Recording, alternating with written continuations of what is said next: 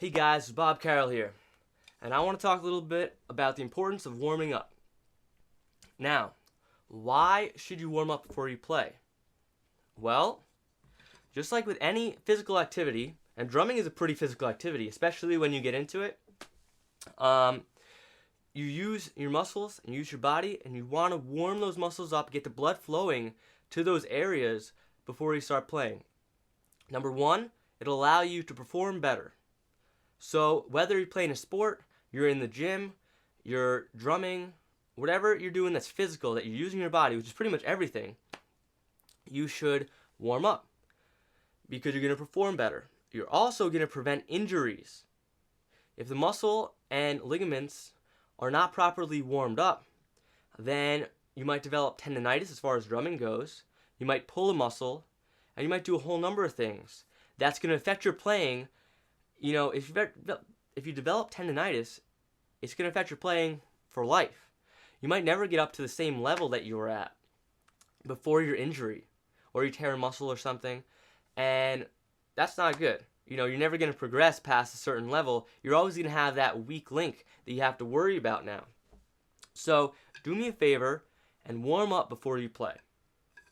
So I'm going to go over some stretching, some warm-up exercises that I do before I start playing. Now, I just have to say this real quick before I get into anything. I'm not a doctor. So, before you perform any stretching routine or, workout routine, warm-up exercise, consult your physician to make sure that it's not going to hurt you. And please don't overstretch or overplay, because that's going to hurt you as well. So, consult your doctor. I'm not a doctor, so I could be giving you false information. But I have to say that, so don't blame me if you get hurt. Okay, that's done and over with. Let's get to stretching. I usually stretch my wrists out first. So, put a hand out like this. You can see it. I'll do it this way so you can see it easier. And I take my hand up on my other hand, and I stretch downward. And I feel a stretch on here. Now, don't stretch too far. Like I said, don't overstretch because you can hurt yourself. Just until you feel the stretch. Okay? Hold that for at least 20 seconds.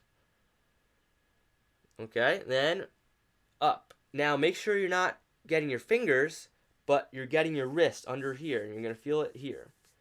And you do that. I do it out like this. But I'm doing it like this so you can see it better. Okay. So you do that, both sides. At least 20 seconds each, up to a minute. Minute, probably the maximum. You're not going to get too many more benefits after a minute. So now you stretch the fingers. I usually start off, hands together, and I push each finger all together with my other finger to one side and then the other. And I'll show you that. Close up.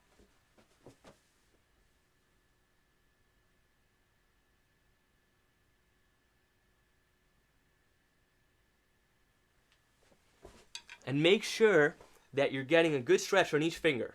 Okay? Then, I usually shake it out. Every once in a while, after every stretch, shake it out. Helps loosen you up. It looks silly, but it works. Okay? Just hands loose and shake. I like to do that after, if I'm performing a pretty nasty drum solo or just between warm-ups. Or if I just played really fast, just to make sure I'm still loose. Because you can tense up when you're doing more vigorous drumming. Okay, so now you stretch your wrists and your fingers all together. Now you stretch your fingers apart. So I'll start with my index finger, and you want to go in this type of motion. And you want to stay loose and stretch it down. Now this stretch, really easy to overstretch. So only do a little bit. Once you feel it stretch, then stop. And you're going to feel it in here as well. Hold that for at least 20 seconds. Next finger, 20 seconds. Next finger, 20 seconds. Next finger, 20 seconds. And then the thumb. Try to feel a good stretch on your thumb. Sometimes it's hard. But right in this area, I tend to hold a lot of stretch. A whole lot of stress. So you make sure to stretch that area. So, you do it with the other hand. All done. So now you stretch all your fingers, all your wrists. And you should feel a difference. You should feel looser, warmer. The blood's flowing all in here. It's good. So, shake it out again. Now on to the exercises. First warm-up exercise, very easy. Call it 16 on a hand. 16 notes on the right hand, 16 notes on the left hand. In other words, 2 measures of eighth notes on the right hand, followed by 2 measures of eighth notes on the left hand. And you just keep repeating it ad nauseum. That means forever. Start off slow to medium tempo, full range of motion. You want to go all the way back, at least to vertical, if not a little farther. So here it goes. 1 and 2 and 3 and 4 and...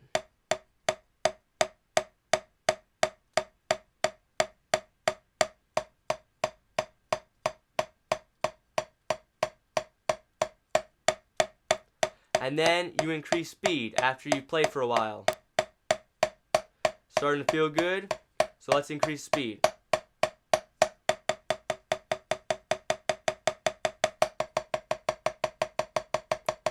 So you play this for a while, and then you increase speed again.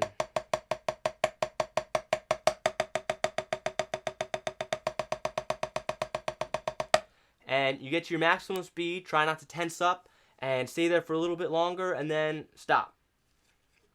That's 16 on a hand. Now we have this cool exercise that I really love. Works both hands equally with 16th notes as well as 8th notes. I don't really have a name for this exercise. I was taught this exercise a while ago. I just call it the changing hands exercise. So this is how it goes. It's 2 measures, and you repeat it, and then you change the hands on the next 2 measures. So it starts with a measure of 4 eighth notes on the right hand, then 4 eighth notes on the left hand. So 1 and 2 and 3 and 4 and. Then the next measure is your 16th notes starting on the left hand. So left, right, left, right, left, right, left, right. 1E and a 2E and a 3E and a 4E and a 1.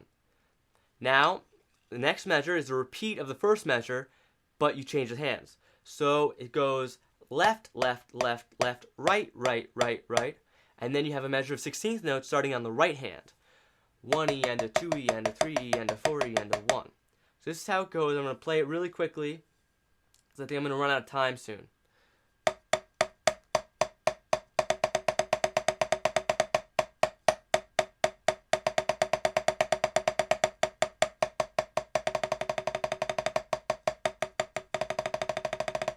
Okay, that's that exercise.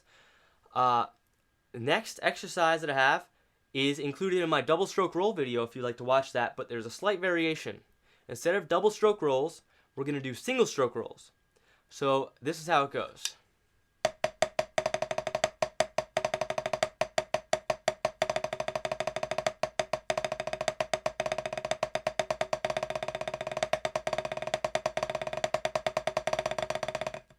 I kind of messed up at the end, but I'm trying to speed through this because I want to get all this in before I run out of time. So that's pretty much it.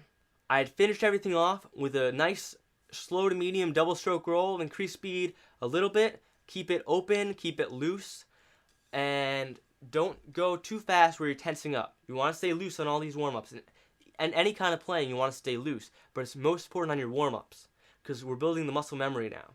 So, nice and slow and open and big. Maybe speed up after a while.